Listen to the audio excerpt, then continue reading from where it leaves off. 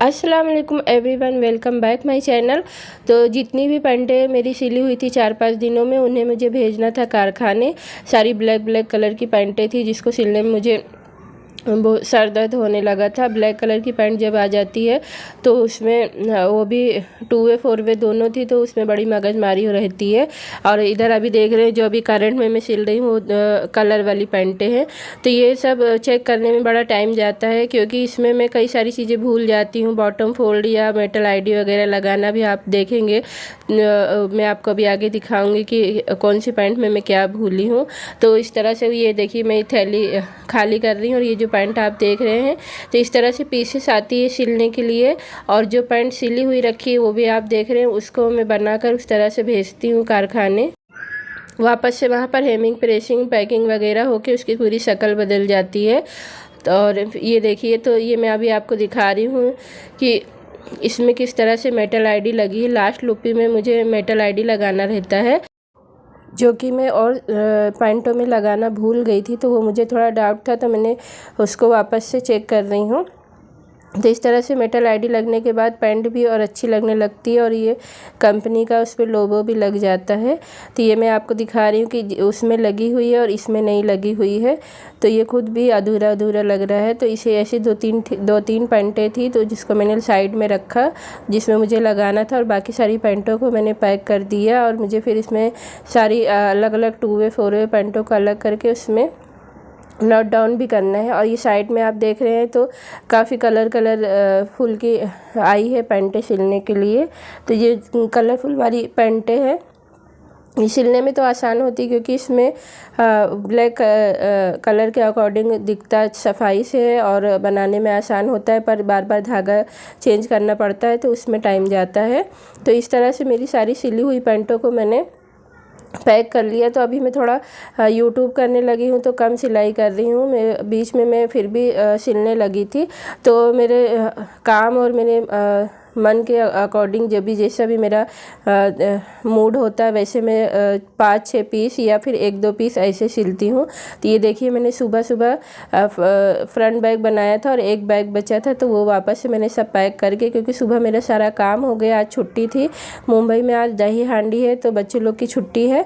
तो सारा काम करके फिर बेड पे जो भी मैंने सारी पैंटें रखे और उसको मुझे नोट डाउन करना, चेक वगैरह करना था और पैक सारी चीज़ें मैंने कर ली। फिर वापस से आके मैं मशीन पे बैठ गई थी। ये एक बैग पॉकेट बनाना मेरा ये बचा हुआ था ये वाली पैंट में। इसका कलर मुझे बहुत अच्छा लग रहा है, ये रामा ग्रीन कलर का कलर है और ये 4 वे कपड़ा है। तो ये पैंट बहुत अच्छी आई थी बन के, अभी आपने इंट्रो में देखा भी होगा। तो ये इस तरह से मैं बैक पॉकेट बना रही हूँ। तो बैक पॉकेट बनाने के लिए बहुत इत्मीनान से और बहुत धीरे धीरे करना पड़ता है क्योंकि बहुत ही ज़्यादा सफाई से बैक पॉकेट बनानी पड़ती है। और माशाल्लाह से मेरी पैंटें बहुत सफाई से बनी होती है, बहुत क्लियर रहती है। तो जो भी कारखाने का ये जो पीसेस होती है इसमें हमें क्वांटिटी के साथ क्वालिटी भी दोनों चीज़ें देनी पड़ती है, ज़्यादा भी सिलना पड़ता है और सफाई से भी सिलना पड़ता है।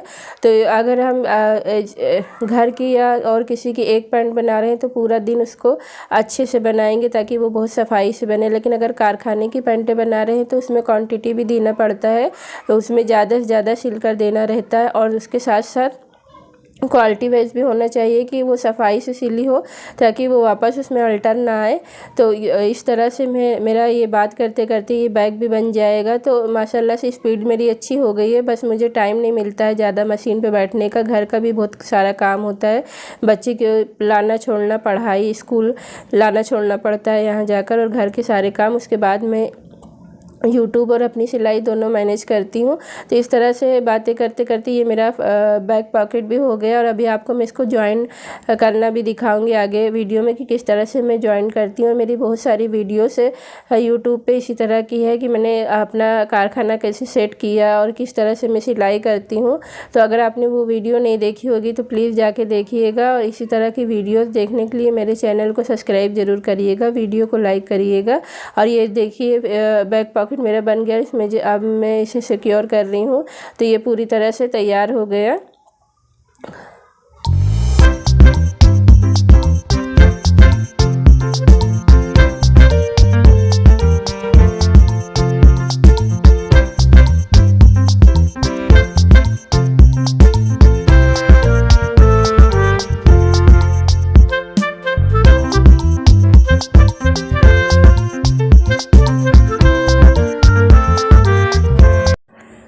तरह से मेरा फ्रंट और बैक पॉकेट जब बन जाता है तो एक फ्रंट और एक बैक को लेकर मैं इस तरह से जॉइंट मारती हूँ।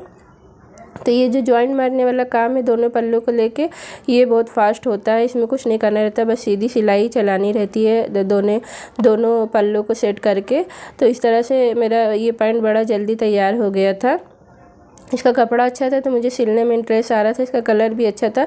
कलर के ऊपर मेरा मूड बहुत जाता है, अगर कलर अच्छा रहता है तो वो पैंट मेरी बहुत जल्दी सिलती है।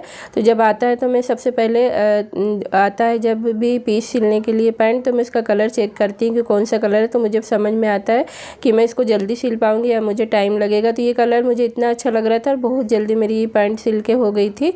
अभी आप देखेंगे आगे मैं बेल्ट में लगाऊँगी और ये पूरी पैंट आपको तैयार होके देखने को मिलेगी। तो इस तरह से मैंने फ्रंट बैक इसको जॉइंट मार लिया है और अब ये मैं बॉटम फोल्ड कर रही हूँ। अगर 4 वे पैंट होती है तो उसमें बॉटम भी फोल्ड करके देना रहता है, और अगर 2 वे पैंट होती है तो सिर्फ उसमें जो हेमिंग होना रहेगा कारखाने में, उतनी सिर्फ हमें टाँकी मारनी पड़ती है। और ये देखिए मैं बता रही हूँ कि एक सिंपल फ्लाई वाला जो रहता है वो नीचे रखने का है पल्ला, और जो जिसमें चैन लगी होती है वो पल्ला ऊपर से पकड़ के इस तरह से हमारी फ्लाई के लिए जॉइंट होएगा दोनों पल्ला। तो यही मेन स्टेप रहता है दोनों पल्लों को ज्वाइन करने का। तो इस तरह से दोनों पल्लों को ज्वाइन किया जाता है। और फिर ये देखिए मैं फ्लाई बना रही हूँ, तो बहुत ईज़िली जो कारखाने स्टाइल पैंट सिली जाती है कारीगर जो सिलते हैं, तो ये सबसे इजी तरीका होता है पैंट सिलने का, जो कि बहुत जल्दी कारीगर सीख लेते हैं। अगर कोई नया बंदा भी आया है सीखने के लिए तो वो बहुत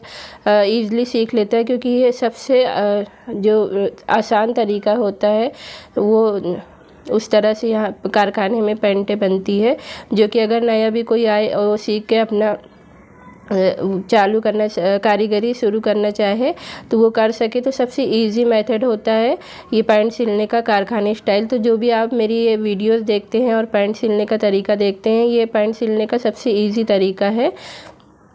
तो इस तरह से बहुत ही इजी तरीके से मैंने अपनी फ्लाई भी बना ली, जो कि बहुत अच्छी बन के आई है। मेरी फ्लाई वैसे भी बहुत अच्छी बन के आती है। जब मैंने पैंट सीखना शुरू किया था तब मुझे सिर्फ फ्लाई बनाने में कोई परेशानी नहीं हुई थी, क्योंकि मैं फ्लाई मेरी इतनी अच्छी बन के आई थी कि जो मुझे जिनसे मैंने सीखा था उन्होंने भी कहा था कि फ़्लाई बनाने में बहुत दिक्कत आती है और तुम्हारी फ्लाई बहुत अच्छे से बन गई। तो बाकी सारी चीज़ों में मुझे बैग बनाने में, बेल्ट बनाने में टाइम गया था, पर फ्लाई मुझे सीखना नहीं पड़ा था। मेरी फ्लाई फर्स्ट डे से ही बहुत अच्छी बनती थी। और इस तरह से अभी मैंने आपको दिखाया, एक्सप्लेन किया कि फ्रंट बैग बना के फिर पल्ला ज्वाइन करके फिर मैंने फ्लाई बनाया। तो जब फ्लाई बन गई मेरी पैंट ये पूरी ज्वाइंट हो गई। तो अब इस तरह से मैंने अब जो भी मेरी पैंट की साइज़ है 34 की साइज़ है, तो उसके आधा जो भी 34 का जो आधा होता है उसका मैंने मार्किंग करके, और फिर ये देखिए मैंने उसमें हुक लगा के और फिर ये मैं अपना पल्ला बेल्ट जो है ज्वाइन कर रही हूँ। और ये मैं साइज़ लेबल ढूंढ रही, तो 34 का साइज़ लेबल मेरा गुम गया था, सामने था, मुझे दिख ही नहीं रहा था। बहुत देर ढूंढने के बाद दिखा कि मैंने साइड में टांगा हुआ है। तो ये इस तरह से मैंने साइज़ लेबल भी लगा लिया। और ये मेरी बेल्ट ये 1 बेल्ट वाला है, वैसे तो डबल बेल्ट वाला होता है। तो ये 4 वे पैंट 1 बेल्ट वाली आई थी। तो ये 1 बेल्ट वाली 4 वे पैंट जो होती है बहुत जल्दी इसका बेल्ट लग जाता है, नहीं तो बेल्ट लगाने में बड़ा टाइम जाता है। अगर डबल बेल्ट वाली पैंट होती तो ये बहुत जल्दी सिल के आ गई थी। देखिए मैं ग्रीपर चढ़ा रही हूँ, तो ग्रीपर भी बहुत जल्दी से चढ़ गया। फिर इसमें आई लगाऊंगी, यहाँ मैं लगा रही हूँ आई, और मेरी आई लग गई। उसके बाद मैं इस तरह से लास्ट वाली अभी आप देखेंगे सिलाई मार के मेरी पैंट पूरी हो जाएगी। वीडियो अच्छी लगे तो प्लीज़ लाइक सब्सक्राइब ज़रूर करिएगा इसी तरह की वीडियोस देखने के लिए। और अगर वीडियो अच्छी लगे तो कमेंट करके बताइएगा। मिलते हैं नेक्स्ट व्लॉग में। अल्लाह हाफिज़।